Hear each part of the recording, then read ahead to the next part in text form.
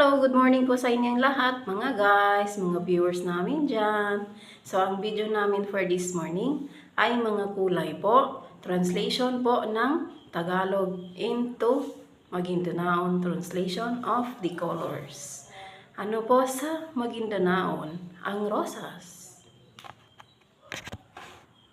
Kasumba, Kayumanggi. Mailem, Puti. Maputi, Abo. Magaw, And the last one, itim. Maitam.